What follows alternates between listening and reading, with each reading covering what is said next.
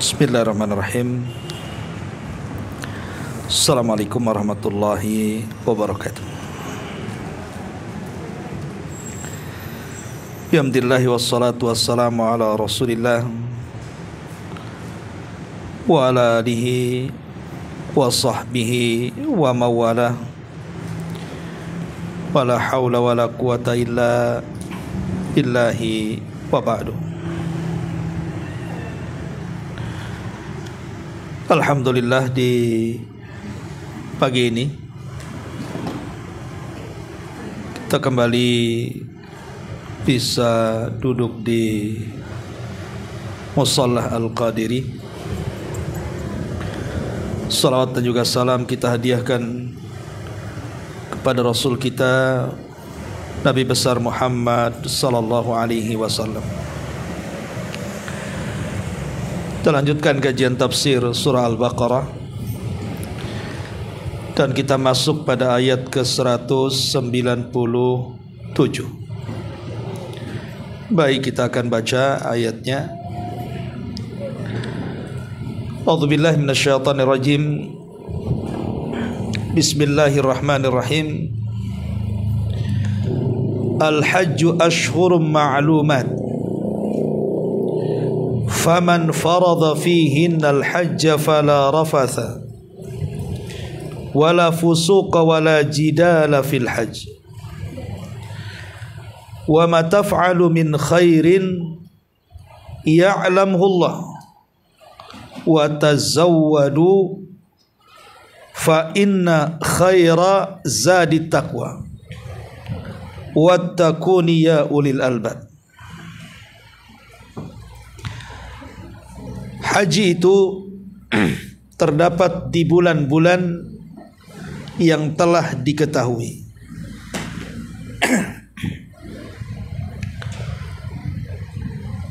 Maka barang siapa yang diwajibkan haji, maka tidak boleh dia berlaku rafath, mengeluarkan kata-kata kotor, wala fusuqa, dan juga tidak boleh berbuat fasik, wala jidala, dan tidak berdebat fil haji ketika melaksanakan manasik haji. Wa ma taf'alu min khairin, dan apapun yang kalian lakukan dari kebaikan, ya'lamhullah, Allah pasti mengetahui. Wa tazawwadu, dan berbekalah kalian. Fa inna khaira az-zadi taqwa, karena sebaik-baik bekal adalah ketakwaan kepada Allah. Wattaquni ya ulil albab, dan bertakwalah kalian kepadaku wahai orang-orang yang memiliki pemikiran. Ma'asyiral muslimat yang dimuliakan Allah Subhanahu wa taala, ayat ini ada asbab nuzulnya. Jadi dahulu ada rombongan jemaah haji yang datang dari Yaman, hendak berangkat ke Mekah. Sebagian mereka mengatakan, sebaiknya kita tidak perlu membawa bekal, karena tidak layak seseorang membawa perbekalan dunia ketika sampai di Mekah menghadap Allah Subhanahu wa taala. Dan kita yakin setiap niat ibadah itu pasti Allah Subhanahu wa taala akan lindungi. Akhirnya yang lain terpengaruh, kemudian perbekalan mereka pun dibagi-bagi dan disedekahkan. Kemudian mereka pun berangkat tanpa bekal. Karena berangkat tanpa bekal, sementara perjalanan Yaman ke Mekah itu kan cukup jauh. Akhirnya sebagian mereka mulai kelaparan dan berujung kepada meminta-minta orang di jalan. bahkan sebagiannya binasa karena kelaparan. Ketika mereka sampai di tanah suci, maka mereka sangat lelah letih karena kurang gizi dan makan. Akhirnya kabar ini sampai kepada Nabi sallallahu alaihi wasallam. Maka Nabi SAW terheran-heran bagaimana mungkin perjalanan yang jauh tidak membekal makanan ataupun minuman atau hal-hal yang bisa menyelamatkan mereka di jalan. Dari sini turunlah ayat wa tazawwadu, berbekalah kalian. Walaupun perjalanan haji itu adalah sebuah ibadah, dan setiap orang yang beribadah itu akan dilindungi oleh Allah Subhanahu wa taala, bukan berarti kalian tidak boleh bawa bekal saat berjalan menuju haji. Tetap bawa bekal. Tetapi Allah mengatakan fa inna khaira zadi taqwa. Tetapi dibandingkan bekal dunia, bekal takwa jauh lebih baik dibandingkan itu. Dari sini kita tahu bahwa bekal itu ada dua. Bekal pertama bekal dunia, dan yang kedua bekal akhirat. Bekal dunia ma'ruf, sesuatu yang bisa menyehatkan badan, makan, minum, tempat tinggal dan begitu seterusnya. Karena tanpa bekal ini seseorang akan mati. Dan bekal akhirat adalah melaksanakan perintah Allah Subhanahu wa taala dan menjauhi larangannya. Itulah yang disebut dengan ketakwaan kepada Allah Subhanahu wa taala. Dari kisah ini atau asbab nuzul daripada Al-Baqarah 197 ini, Allah Subhanahu wa taala mengingatkan kita tentang perbekalan. Dan umumnya bekal itu dibawa saat safar.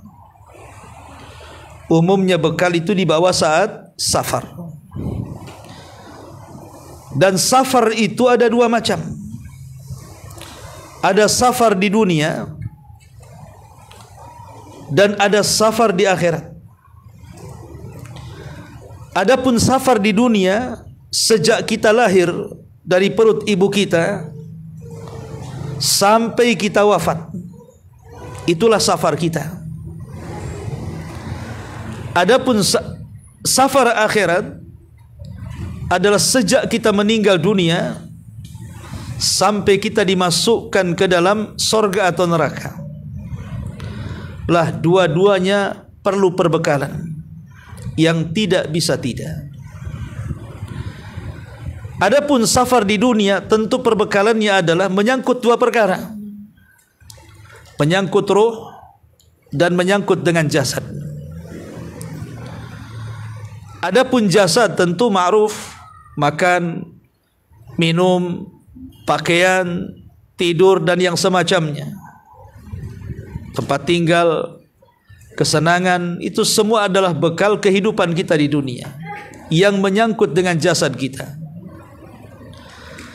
Adapun ruh yang menghidupkan jasad, tentu bekalnya adalah iman, ilmu, takwa dan begitu seterusnya. Lah dua perkara ini tidak mungkin dilepaskan sebagai bekal perjalanan kita di dunia.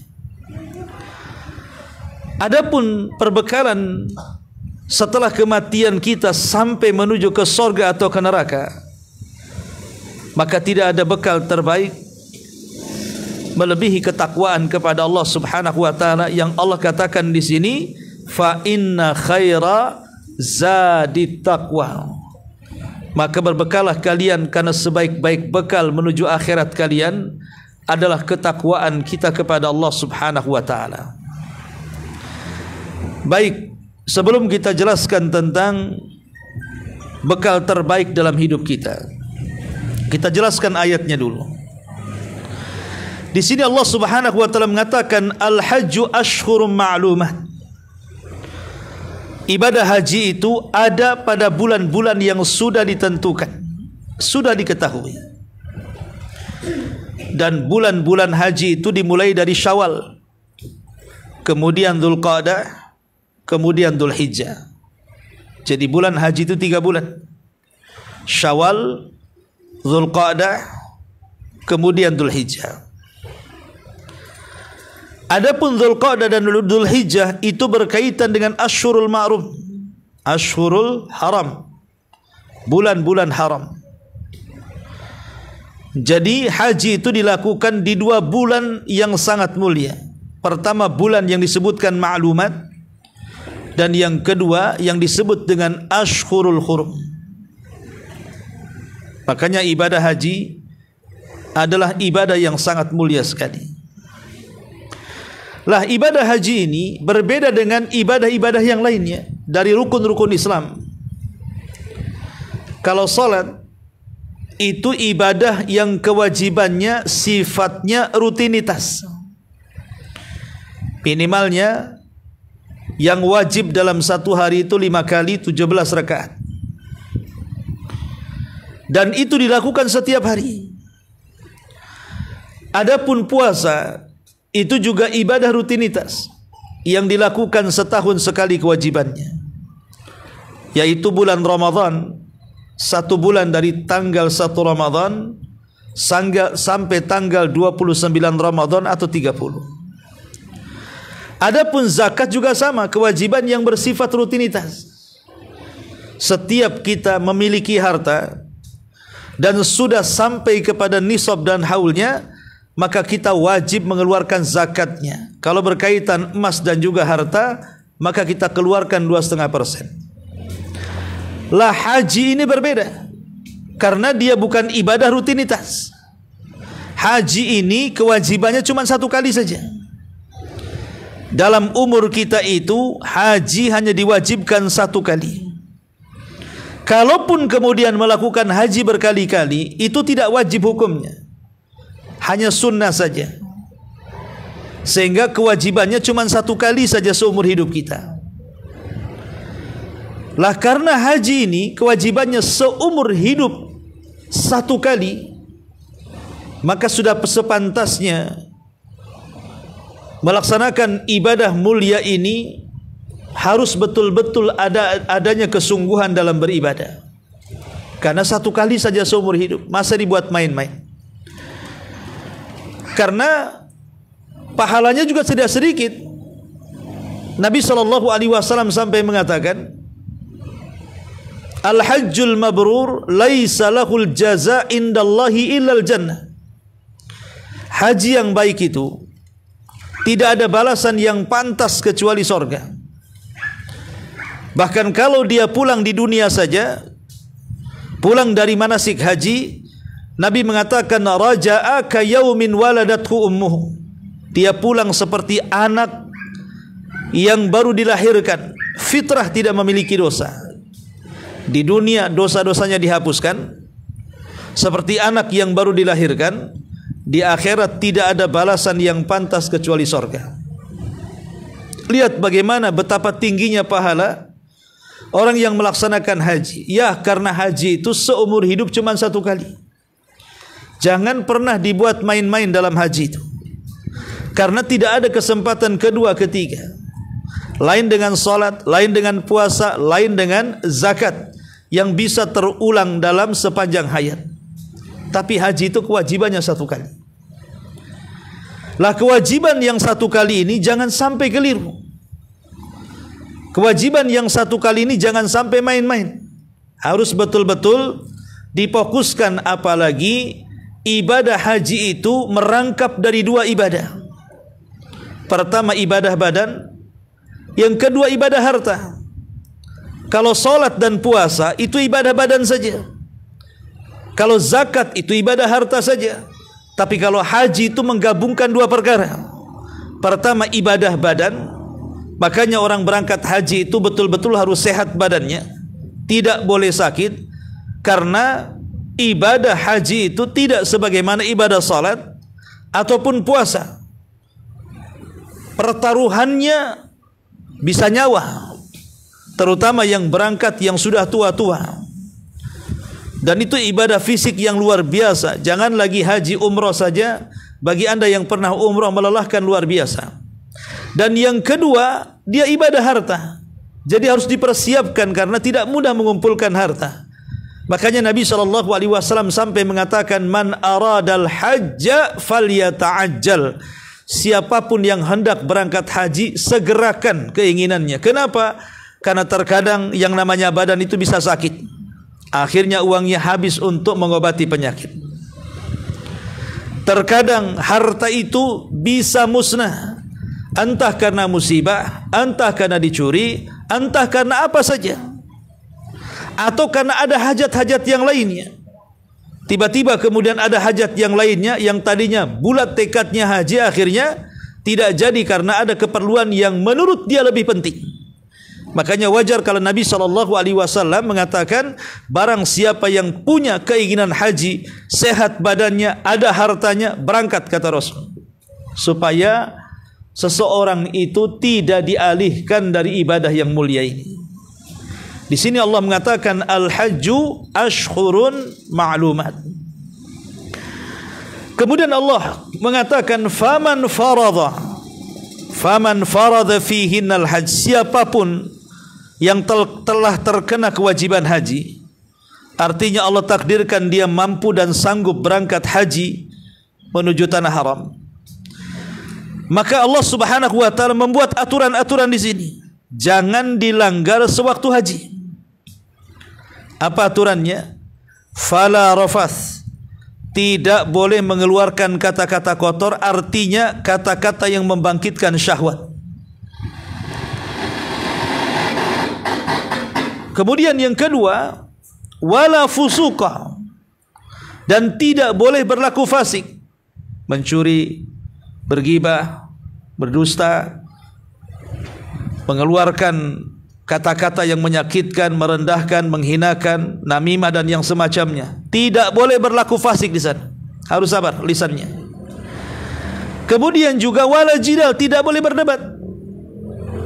Karena terkadang kita ini yang namanya ibadah rame-rame, pasti kedorong, pasti mendorong, pasti terinjak, pasti menginjak, pasti kejepit, pasti dijepit, dan begitu seterusnya. Dan itu ujian bagi emosi kita. Orang yang bisa tahan dengan emosi, dia bisa sabar. Mau didorong, mau terkena hantam, terkena pijak, dan begitu seterusnya. Tapi ada orang-orang yang tidak sabar, akhirnya dimakinya orang yang dorong dia. Terjadilah perdebatan. Maka Allah Subhanahu wa taala mengatakan wala jidal, tidak boleh debat. Yang namanya ibadah orang ramai itu risikonya banyak. Gak usah debat, biarkan saja. Kalau dia melakukannya tanpa sengaja, kita juga dorong orang tanpa sengaja. Kalau dia melakukan dengan sengaja, maka dosanya ditanggung dia. Maka jangan berdebat saat ibadah haji. Wala jidala fil hajj. Maka siapapun yang sanggup, seseorang itu kemudian melakukan haji dengan cara tidak mengeluarkan kata-kata kotor, dengan cara tidak mengeluarkan perbuatan-perbuatan fasik, dan dia tidak berjidal, maka Nabi SAW mengatakan, man hajjal baita falam yarfus walam yafsuk raja'a kayaumin waladathu ummuhu. Siapa yang berangkat haji, dia tidak mengeluarkan kata-kata kotor, dia tidak berlaku fasik, maka pulang seperti anak bayi yang baru dilahirkan. Allah Subhanahu wa taala berikan keutamaan bagi orang yang haji seperti ini. Dan ini di antara syarat dari syarat-syarat haji itu dikatakan mabrur. Kalau haji kita ingin mabrur, maka lakukan 6 perkara. Lakukan 6 perkara. Pertama, an yakunal hajju khalisan liwajhillah. Niatkan haji itu ikhlas karena Allah. Ini yang sulit. Apalagi haji di zaman sekarang, ikhlas itu sangat sulit sekali. Gimana mau ikhlas sebelum berangkat saja sudah diselamatin. Selamatan haji namanya. Satu kampung rundang dia. Harusnya kan ibadah itu identik dengan sembunyi-sembunyi. Jangan tahu orang lain. Ini tidak sengaja diundangnya orang satu kecamatan supaya tahu dia mau berangkat haji. Kemudian yang kedua, an yakuna muwafiqan li hadyin nabi. Haji itu harus sesuai dengan petunjuk Nabi. Tadi saya katakan di awal, Rasul itu berangkat haji satu kali. Yang namanya dilakukan satu kali tidak mungkin ada beda. Kalau ada perbedaan dalam manasik, alternatifnya cuma dua. Yang satu sesuai dengan sunnah Nabi, yang satu menyelisih sunnah Nabi. Lain dengan solat. Solat itu ibadah rutinitas. Rasul saja melaksanakan sehari 5 kali 17 rakaat. Kalau terjadi perselisihan dalam gerakan solat itu wajar. Karena yang melihat solat para sahabat ketika melihat solat Nabi itu banyak. Sehingga ada yang melihat sahabat ketika solat Nabi menggerakkan tangan, ada yang tidak menggerakkan tangan, ada yang meletakkan di dada, ada yang meletakkan di bawah dada. Artinya kalau terjadi perselisihan dalam solat wajar. Karena Rasul solat bukan satu kali, berkali-kali, bahkan ribuan kali. Dan yang melihatnya juga bukan satu sahabat, ratusan sahabat. Di mana satu sahabat dengan sahabat yang lain terkadang melihat solat yang berbeda. Sehingga tumbuhlah perselisihan dalam kaifiatul solat. Tapi kalau haji ini sulit untuk terjadi perselisihan. Karena Nabi SAW hanya melakukan satu kali seumur hidup. Dan tidak pernah melakukan haji 2 kali. Itulah haji pertama, itu pula haji terakhir. Sehingga kalau seandainya ada perbedaan dalam manasik itu dicurigai. Ini manasik sesuai sunnah atau tidak sesuai sunnah. Makanya kalau kita ingin haji kita mabrur, maka belajarlah manasik betul-betul. Dengan cara apa? Dengan cara betul-betul memperhatikan bahwa setiap gerakan bacaan dalam manasik itu sesuai dengan sunnah Nabi SAW. Supaya haji kita tidak sia-sia. Sudah satu kali, salah pula kan sia-sia. Sudah capek badan, habis uang, tidak sesuai dengan sunnah Nabi, akhirnya tidak berpahala. Rugilah kehidupan dia. Maka yang kedua, pelajari, sesuaikan manasik haji dengan sunnah Nabi SAW. Kata Rasul, khudhu anni manasikakum. Ambillah manasik haji kalian dari aku. Kemudian yang ketiga, an yakunal hajju binafaqatil malil halal. Kalau haji kita ingin mabrur, gunakan harta halal. Jangan hasil korupsi dia haji. Jangan hasil mencuri dia haji. Jangan hasil menzalimi dia haji. Jadi betul-betul hajinya dari harta yang halal. Karena Allah itu thayyibun la yaqbalu illa thayyiban. Allah itu baik, tidak mungkin menerima kecuali yang baik-baik. Kemudian yang keempat adalah an yakuna khalian minal jidali warrafthi wal fusuq. Hendaklah saat dia melakukan manasik haji, dia tidak rafas, dia tidak fusuk, dia tidak jidal sebagaimana ayat yang kita bahas di sini. Tidak mengeluarkan kata-kata kotor, tidak melakukan perbuatan fasik, dan tidak melakukan jidal perdebatan. Inilah di antara syarat haji yang keempat. Ya. Kemudian syarat haji yang kelima, an yakhluwa min khawarimil muru'ah wa yashtamilu ala makarimil akhlaq wa mahasin al-adat. Hendaklah seseorang itu harus menjaga muru'ahnya, kehormatannya. Jangan sampai kebiasaan-kebiasaan buruk di desa sampai di Mekah ditampakkan pula. Biasa di desa kadang-kadang buka aurat gitu ya. Bahasanya hanya pakai dalaman saja, di sana pula dibuka-buka. Maka sesuatu yang menghancurkan muru'ah kita jangan dilakukan di sana. Seperti mamanya jemur, celana dalam, daleman asalnya antol saja. Ya. Itu kan memalukan. Ya. Ada tempatnya, tanya di mana tempat jemurannya, bukan asal dijemur saja. Itu memalukan sekali, itu namanya muru'ah namanya. Jadi jaga sikap kehormatan kita ketika sampai di tanah suci sana. Karena itu di antara syarat haji mabrur. Ya, jadi sopan sopan lisannya, sopan pakaiannya, sopan pergaulannya, dan begitu seterusnya. Dan yang terakhir, bahwa haji mabrur itu akan tampak setelah pelaksanaan haji. Dan ini yang paling jelas. Haji itu dikatakan mabrur tampak setelah dia haji. Apakah keadaannya lebih baik ataukah lebih buruk? Kalau keadaannya lebih baik, insya Allah mabrur. Yang tadinya tidak sholat, rajin sholat. Yang tadinya tidak pernah hadir di majelis taklim, paling depan. Yang tadinya jarang sedekah, pelit kedekut, jadi dermawan. Yang tadinya malas ibadah, rajin ibadah. Lah kalau ada perubahan setelah haji, tutur katanya yang kasar jadi sopan, jadi santun. Perbuatannya yang suka melakukan kefasikan, jadi orang yang paling taat, dan begitu seterusnya.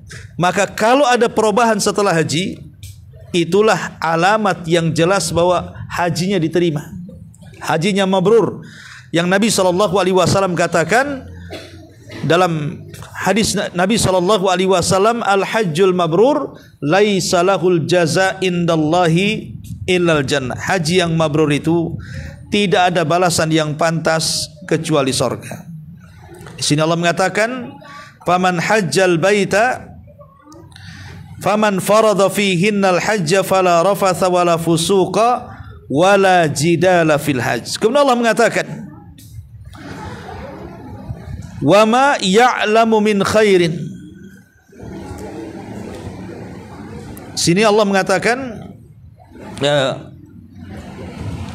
"Faman farada fihinnal hajja fala rafasa wala fusuqa wala jidala fil hajj."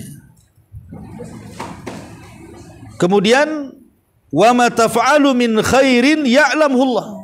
Dan apapun yang kalian lakukan dari kebaikan, pasti Allah Subhanahu wa taala tahu. Perhatikan ayat ini. Bukankah Allah Subhanahu wa taala mengetahui keburukan kita, baik yang tampak ataupun yang tersembunyi, sebagaimana Allah juga mengetahui kebaikan kita, baik yang tampak ataupun yang tersembunyi.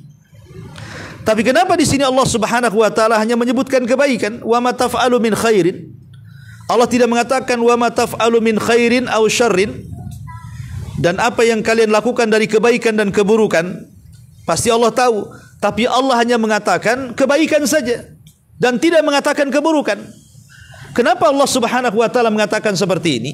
Padahal Allah tahu yang baik dan yang buruk. Maka para ulama tafsir mengatakan, karena bagi seorang mukmin mustahil melakukan keburukan. Bagi seorang mukmin itu sangat mustahil melakukan keburukan. Kalaupun dia melakukan keburukan, itu karena ada dua dorongan. Pertama, syahwatnya, yang Allah katakan wa inna nafsala ammaratun bisu. Terkadang jiwa ini memiliki hawa nafsu yang mendorong untuk melakukan keburukan, atau memang setan yang mendorong dia untuk melakukannya. Kalau tidak ada dorongan hawa nafsu dan tidak ada dorongan setan, seorang mukmin tidak mungkin melakukan keburukan. Pasti dia akan melakukan kebaikan. Jadi saya ulangi, kenapa Allah Subhanahu wa taala di sini hanya mengatakan kebaikan dan tidak mengatakan keburukan? Karena bagi seorang mukmin, seorang muslim mustahil melakukan keburukan. Pasti mereka akan melakukan kebaikan dan kebajikan. Kalaupun seandainya seorang muslim atau mukmin itu melakukan keburukan, itu karena dorongan hawa nafsu dan setan saja. Adapun pribadi dia tidak mungkin melakukan keburukan. Makanya di sini Allah mengatakan wa ma taf'alu min khairin ya'lamullah. Dan apapun yang kalian lakukan dari kebaikan, pasti Allah tahu. Baik yang kecil ataupun yang besar. Wa man ya'mal mithqala dzarratin khairan yara. Walaupun hanya sebiji zarah kebaikan itu, pasti Allah Subhanahu wa taala akan mengetahui dan membalasnya. Baru setelah itu Allah Subhanahu wa taala mengatakan wa tazawwadu fa inna khaira zadit taqwa. Kalau kita perhatikan ayat sebelumnya, kita tahu bahwa sebelum Allah mengatakan wa tazawwadu fa inna khaira zadit taqwa, berbekallah kalian dan sebaik-baik bekal adalah takwa, sebelumnya adalah ada perintah dan juga ada larangan.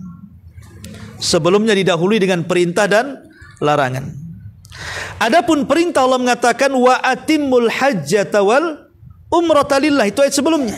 Sempurnakan haji dan umrahmu, itu perintah. Ya. Kemudian setelahnya Allah mengatakan wala rafatha wala fusuqa wala jidal. Tidak boleh mengeluarkan kata kotor, ini larangan. Tidak boleh juga seseorang itu melakukan fasik, ini larangan.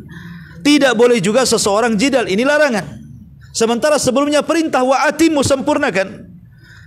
Kemudian setelah itu Allah mengatakan wa tazawwadu fa inna khairaz zadi taqwa, menunjukkan bahwa takwa itu berkisar antara perintah dan larangan. Siapa yang mampu menjalankan perintah dan siapa yang mampu menjauhi larangan, maka akan mudah dia menjadi orang yang bertakwa. Karena takwa itu secara umum seseorang menjalankan perintah Allah Subhanahu wa taala dan menjauhi larangan-larangan Allah Subhanahu wa taala. Dan sebelumnya juga Allah mengatakan wa ma taf'alu min khairin ya'lamhullah, dan seorang mukmin pasti akan bisa menjalankan perintah, pasti mampu menjauhi larangan, dan kebaikannya pasti Allah Subhanahu wa taala akan mengetahui dan membalasnya. Dari sini Allah katakan wa tazawwadu fa inna khaira zadi taqwa. Berbekalah kalian karena sebaik-baik bekal adalah takwa Allah Azza wa Jalla. Lalu bekal takwa itu seperti apa? Yang Allah Subhanahu wa taala katakan berbekalah kalian dan sebaik-baik bekal adalah takwa. Seperti apa bekal takwa itu? Para ulama mengatakan sebaik-baik bekal takwa adalah yang pertama amal saleh. Seolah-olah berbekalah dengan amal saleh, itulah bekal kalian terbaik di dunia dan akhirat. Lah amal saleh ini ada dua macam. Ada yang sifatnya muta'addi dan ada yang sifatnya lazim. Ada yang sifatnya amal saleh itu bermanfaat untuk orang lain, dan ada amal saleh itu yang hanya bermanfaat untuk diri sendiri. Dan amal saleh yang bermanfaat untuk orang lain jauh lebih baik dibandingkan amal saleh yang hanya manfaatnya kembali kepada diri sendiri. Contoh, seseorang menghafal 10 ayat dalam Al-Quran dengan 10 rakaat salat sunnah. Seseorang menghafal 10 ayat dalam Al-Quran dan 10 rakaat salat, sama-sama 10-nya. Yang satu 10 ayat dia hafal, yang satu 10 rakaat salat dia kerjakan. Mana yang lebih baik? Ya. Maka kalau seandainya kita ini menghafal 10 ayat dalam Al-Quran, memahami tafsirnya dan berusaha untuk mengamalkannya, pertama pada diri sendiri, kemudian juga kita dakwahkan kepada orang lain, maka menghafal 10 ayat jauh lebih baik dibandingkan melaksanakan 10 rakaat salat sunnah. Kenapa? Karena Rasul mengatakan ballighu anni walau ayah. Rasul tidak mengatakan ballighu anni walau shalla. Sampaikan dariku walaupun satu ayat. Dan Rasul tidak mengatakan sampaikan dariku walaupun satu salat. Dari sini menunjukkan bahwa seseorang itu beramal yang sifatnya manfaat untuk orang lain itu jauh lebih baik dibandingkan manfaatnya untuk diri sendiri. Contoh yang mudah, seseorang menghabiskan salat malam sepanjang malam dengan seseorang berkunjung kepada orang yang sakit atau kepada orang yang berhajat, maka lebih baik kita berkunjung kepada orang sakit dan orang yang berhajat dengan kita dari pertolongan kita. Mungkin dia fakir, miskin, yatim dan yang semacamnya, jauh lebih baik dibandingkan menghabiskan satu malam suntuk dengan ibadah sunnah. Karena sifat amal soleh muta'addi itu, yang manfaatnya bukan hanya diri sendiri tapi juga orang lain, itu jauh lebih baik dibandingkan hanya manfaatnya kepada diri sendiri saja. Kemudian yang kedua, sifat amal soleh juga ada dua macam.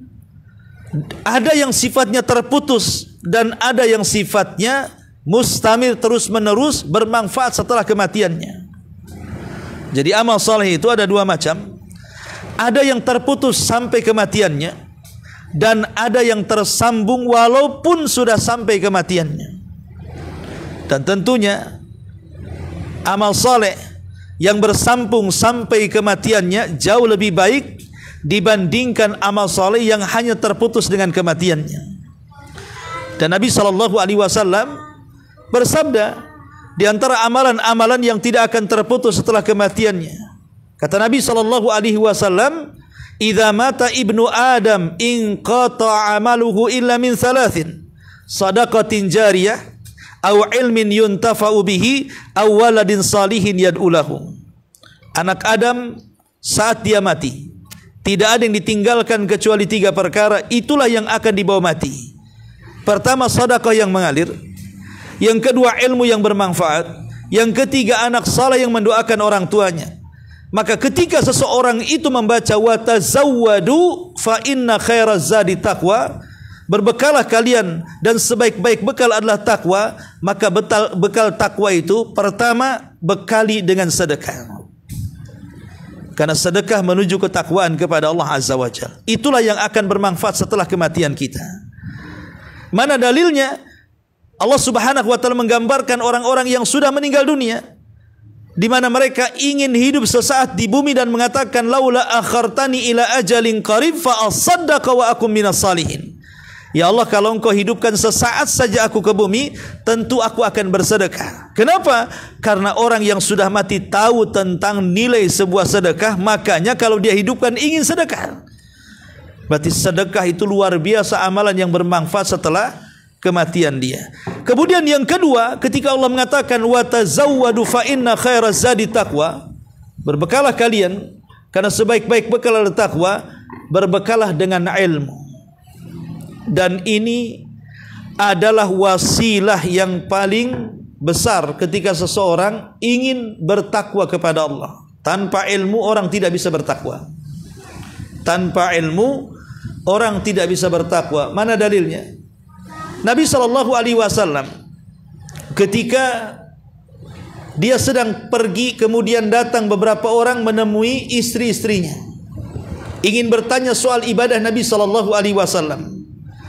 Kemudian istri-istri Nabi menjelaskan ibadah Nabi itu kalau di rumah ini yang dilakukan, itu yang dilakukan, begini yang dilakukan, begitu yang dilakukan, dijelaskan oleh istri-istrinya. Tapi orang-orang ini mengatakan seolah-olah merasa ibadah Rasul itu sedikit.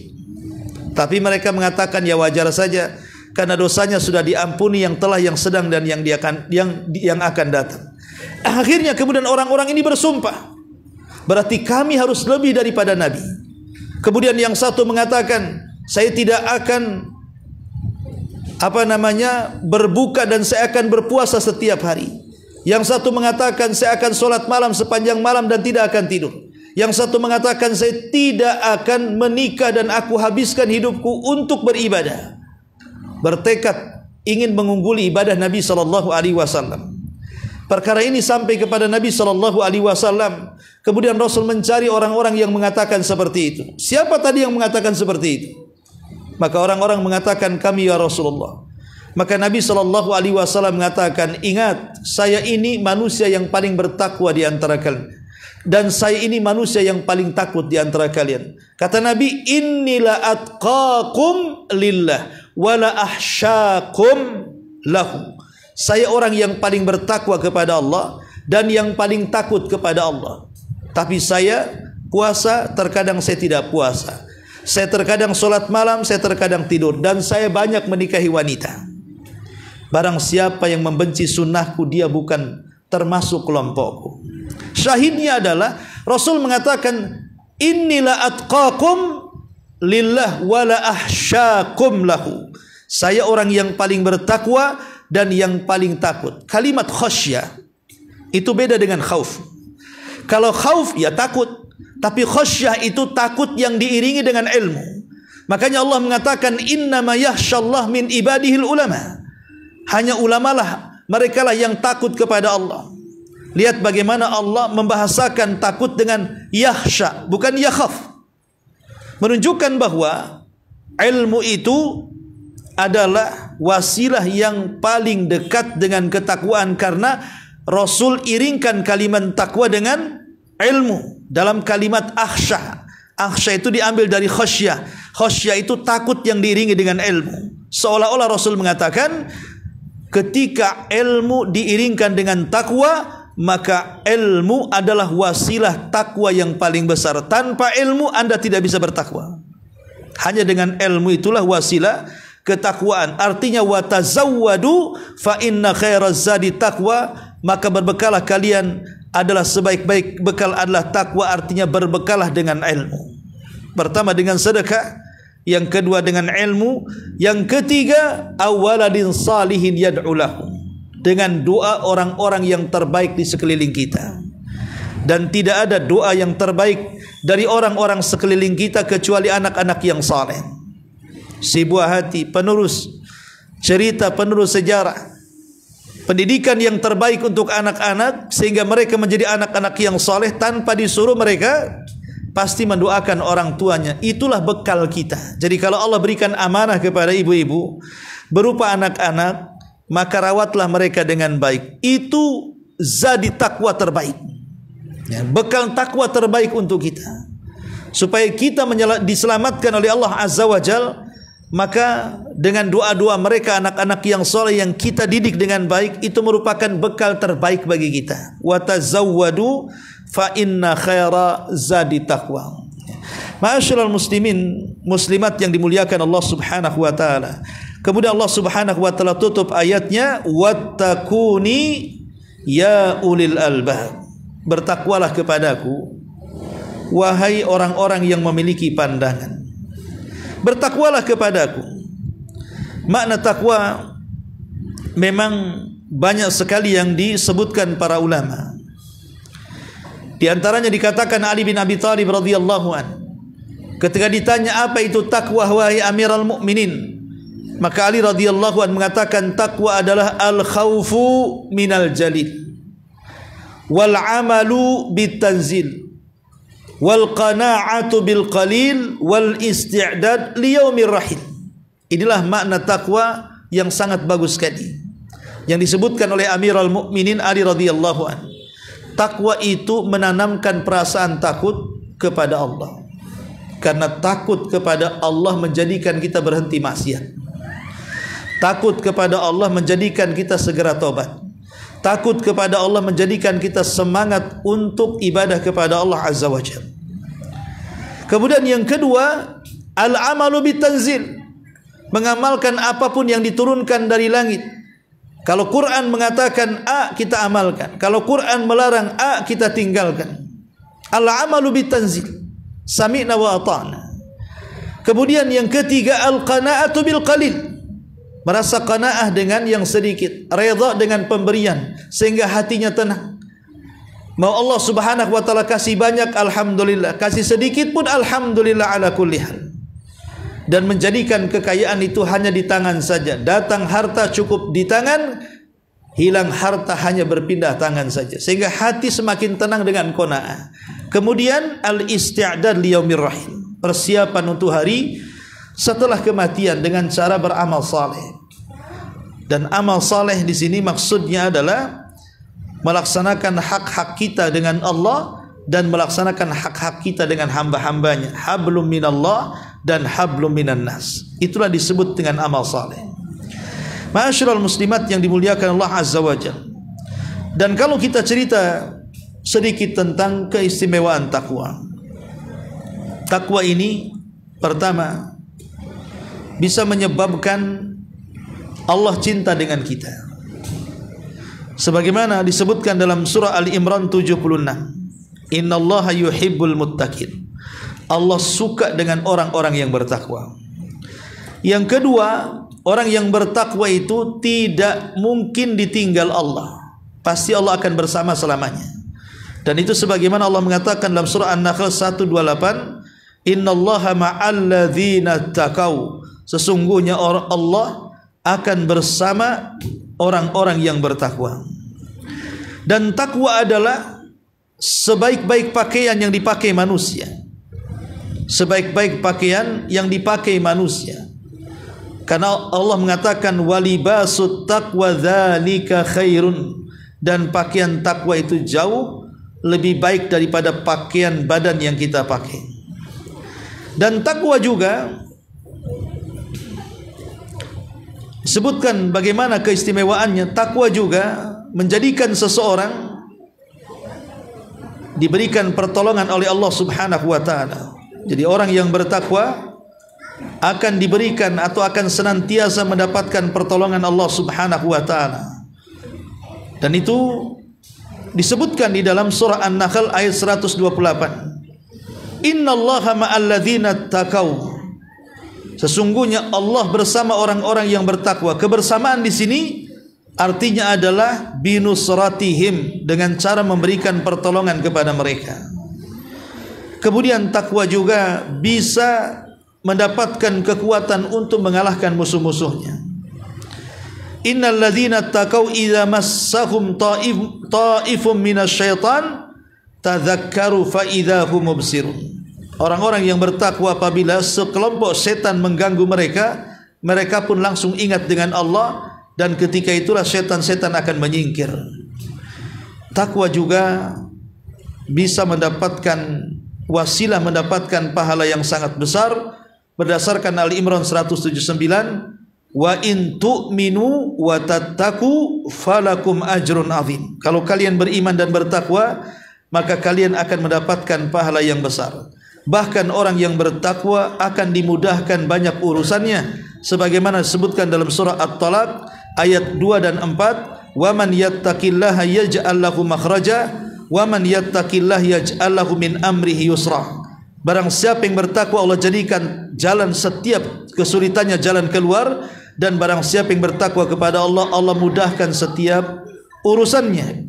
Dan tentunya akibat orang yang bertakwa adalah surga Allah Subhanahu wa taala, karena Allah mengatakan surga itu uiddat lil muttaqin, diperuntukkan untuk orang-orang yang bertakwa.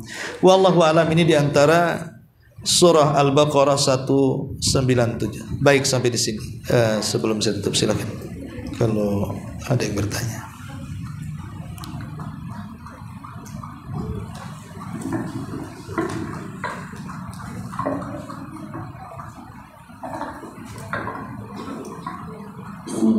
Jazakallahu khairan Ustaz atas paparan ilmunya. Semoga kami dapat mengambil faedah dari apa yang sudah Ustaz sampaikan dengan sangat detail.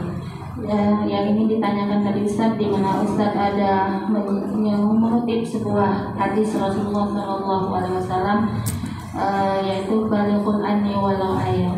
Yang ingin ditanyakan, apakah ini merupakan perintah wajib bagi setiap muslim Ustaz untuk menyampaikan setiap apa yang dia dengar? Apakah wajib Ustaz?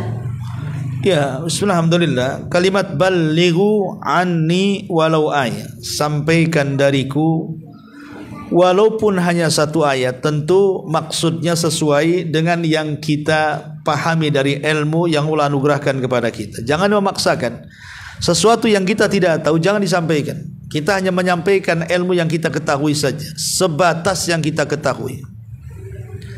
Adapun apakah kemudian dakwah itu bersifat wajib? Ya, dakwah itu bukan fardu ain. Dia bukan fardu ain, dia adalah fardu kifayah. Kalau sebagian orang sudah menyampaikan, berarti gugur bagi yang lainnya. Dalam keluarga, kalau seandainya sudah ada yang menyampaikan kepada suami, kepada orang tua, maka kita hanya sekedar menyempurnakan saja. Tapi kalau dalam keluarga ada yang melakukan kemungkaran, semua diam, itu berdosa. Minimal ada satu orang yang mengingatkan di situ. Ya, jadi sifat dakwah itu dia lihat bisa hukumnya macam-macam, bisa wajib, bisa sunnah, tergantung kondisi.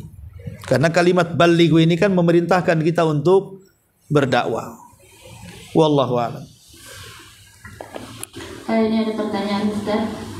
Assalamualaikum warahmatullahi wabarakatuh. Afwan Ustaz, tadi Ustaz menyebutkan haji yang baik atau haji yang mabrur tidak ada balasannya selain daripada surga. Apakah hal ini juga diberikan kepada orang yang melakukan hanya umrah Ustaz, bukan haji? Ya, alhamdulillah. Hadis itu bicara soal haji yang mabrur, tidak menyangkut umrah. Karena umrah sendiri menjadi perselisihan hukumnya. Ada yang mengatakan wajib, ada yang mengatakan sunnah. Tapi kalau haji tidak ada yang mengatakan sunnah. Sepakat haji itu rukun Islam, dan sepakat haji itu hukumnya wajib. Dan siapa yang sanggup haji tidak haji dosa. Tapi siapa yang sanggup umrah tidak berdosa.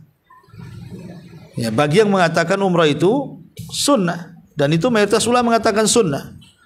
Walaupun ada yang berpendapat wajib karena menggandengkan perintah umrah dengan haji, wa atimul hajja wal umrah. Ketika Allah sebut satu nafas perintah haji dan umrah menunjukkan wajib, tapi sebenarnya mengatakan tidak. Ketika Rasul menyebutkan tentang rukun Islam hanya disebut haji, tidak disebut umrah. Berarti yang wajib itu haji saja, hanya umrah, ya, bukan umrah.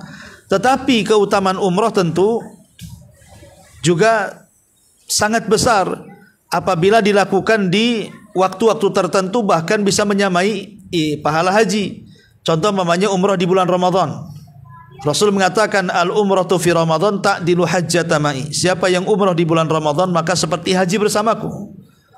Tapi kalau umrah di luar Ramadan maka ya ibadahnya, ya pahalanya hanya sebagaimana yang disebutkan Nabi, ya, bahwa pahala umrah itu tidak seperti pahala haji. Karena bagaimanapun haji itu kewajiban penyempurna rukun Islam, adapun umrah tidak. Dia bukan kewajiban dan bukan penyempurna rukun Islam. Wallahu a'lam. Satu lagi nih Ustaz, pertanyaannya begini. Assalamualaikum warahmatullahi wabarakatuh. Ustaz, tadi Ustaz menyebutkan tentang agar haji mabrur itu menggunakan harta yang halal. Pertanyaannya begini, bagaimana ketika kita pernah berangkat haji dan kita menggunakan harta itu tercampur antara harta halal dan harta haram, karena saat itu kami belum mengetahui ilmunya Ustaz. Apakah haji kami diterima oleh Allah Subhanahu wa ta'ala? Ya, alhamdulillah, terkait dengan ibadah itu kan hanya dua perkara yang harus dipahami. Pertama, sah dan tidaknya. Yang kedua, berpahala dan tidaknya. Kalau bicara sah dan tidaknya itu mudah untuk dijawab. Selama kemudian terpenuhi syaratnya, terpenuhi wajib dan rukunnya, selesai. Ibadah itu sah. Tapi apakah ibadah itu qabul, artinya berpahala atau tidak, itu urusannya bukan kita. Itu urusannya Allah Subhanahu wa ta'ala. Kita tidak tahu sampai ngaji kita siang ini apa berpahala atau tidak. Salat kita tadi subuh berpahala atau tidak. Baca Quran mungkin semalam kita berpahala atau tidak. Tidak ada yang tahu. Cuman kita berharap bahwa setiap yang kita lakukan diterima, itu saja. Ya. Tetapi alamat-alamat diterima sebuah amal juga ada indikasinya. Salah satu indikasinya adalah alamat diterima sebuah amal soleh itu adalah ketika dia tidak menggunakan harta yang diharamkan. Itu salah satu indikasinya. Harta yang diharamkan. Bagaimana dengan pertanyaan tadi? Saya sudah haji Ustaz. Saya dulu masih jahil sehingga tidak tahu mana harta yang baik, mana ya harta yang tidak baik. Ya, sekarang kita terpikir dulu mana yang lebih besar, harta yang baik atau harta yang tidak baik. Mana yang lebih besar? Artinya apakah kemudian harta korupsinya 90%, 10%-nya aja yang halal, atau sebaliknya kebanyakan yang halal, sedikit yang haram, kan begitu? Kalau memang sedikit yang haram, ya kita hanya berharap mudah-mudahan Allah terima. Kemudian selebihnya kalau kita diberikan lagi oleh Allah Azza wa Jal waktu, kemudian usia dan biaya, bisa haji lagi untuk menyempurnakan hajinya. Kalau memang kita ditakdirkan seperti itu. Kalau tidak bisa ya umrah. Kalau tidak bisa ambil amalan-amalan yang bisa menandingi pahala haji. Kan banyak amalan-amalan itu yang setara dengan amalan-amalan haji. Ya, seperti seseorang yang berzikir habis subuh, kemudian dia tidak beranjak dari tempat sholatnya sampai syuruk, kemudian sholat 2 rakaat, maka pahalanya sama dengan haji dan umrah. Kata Nabi SAW, ka hajja wal umrati taman-taman, seperti haji dan umrah secara sempurna. Ya. Tapi kalau kita sudah tahu bahwa ada tercampur antara harta yang tidak halal dan yang halal dan yang tidak halal, sebaik yang tidak halal pisahkan, karena Allah itu baik, tidak akan menerima kecuali yang baik-baik. Ya, wallahu a'lam. Masuk lagi nih pertanyaan Ustaz. Ya.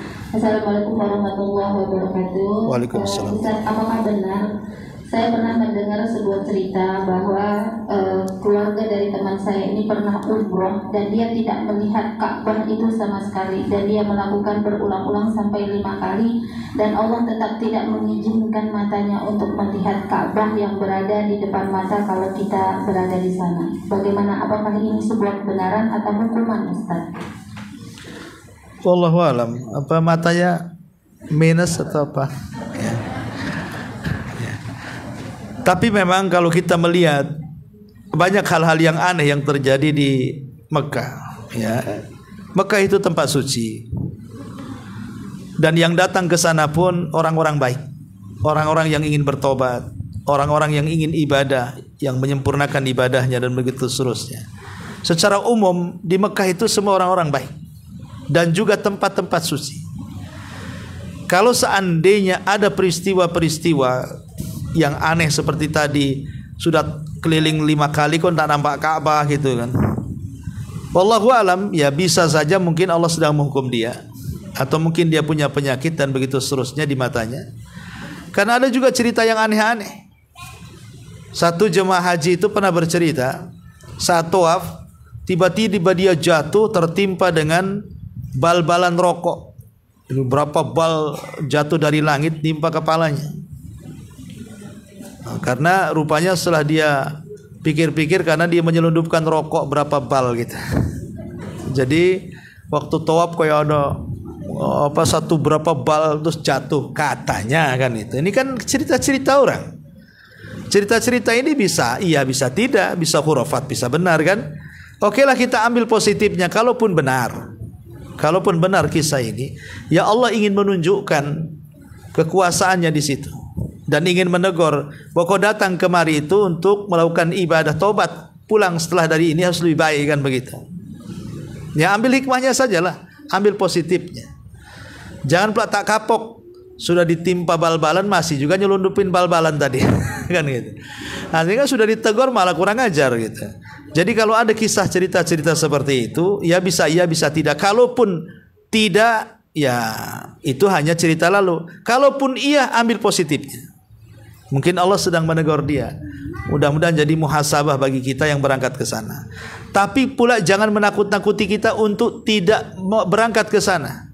Dapat cerita-cerita kayak gini karena dia banyak dosa nggak mau berangkat. Nggak mau berangkat nih, saya ini banyak dosa, jangan-jangan saya lebih parah juga, sampai sana buta pula mata saya. Akhirnya tak mau berangkat. Ya, jadi kisah-kisah itu jangan sampai menakutkan kita terhalang dengan ibadah. Itu kan kisah-kisah dari individu. Ya bisa saja berupa teguran dari Allah Subhanahu wa taala, atau karang-karang dia sendiri, atau wallahu alam kan. Itu yang jelas bahwa tidak bisa menghalangi cerita-cerita itu untuk kita berangkat ke sana dan beribadah. Dan ingat, di sana itu adalah tempat mustajab doa. Jangan melakukan kezalim, jangan melakukan kesalahan, jangan melakukan dengan menyakiti hati dengan lisan-lisan kita. Sebab kalau dia tersakiti orang sana berdoa di depan Ka'bah, mustajab nanti. Ya makanya sering saya nasihati kadang-kadang travel yang memberangkatkan umroh, hati-hati, jangan suka nipu jemaah. Jangan suka menipu jemaah dengan cara penipuan-penipuan yang ma'ruf, mungkin masalah hotel, masalah makan, masalah fasilitas, macam-macam lah kadang-kadang ya. Penipuan-penipuan travel ini kadang-kadang terjadi. Anda ini memberangkatkan orang bukan ke gunung, bukan ke hutan. Anda memberangkatkan orang ke tanah suci yang kalau kita angkat tangan dia ke langit mustajab. Gimana kalau orang yang dizalimi itu berdoa?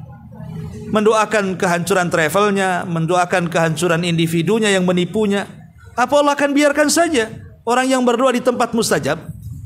Ya. Jadi ingat, jangan suka curang, apalagi kemudian jangan suka menyakiti sampai di sana.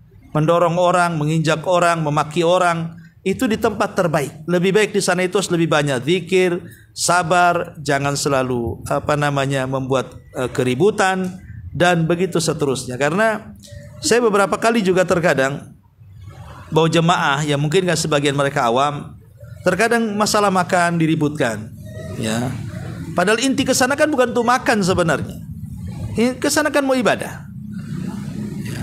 Jadi macam-macam kadang-kadang. Pokoknya kalau sudah kesana maka bersabar, bertakwa, beribadah, nggak usah pikirkan yang lainnya, gitu maksudnya. Nah, ini sebagai tambahan, wallahu a'lam. Kalau seperti Iya.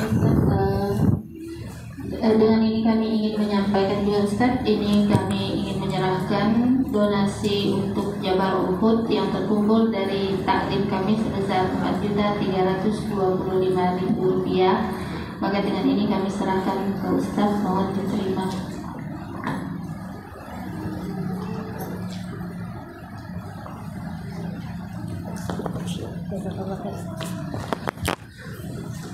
Iya,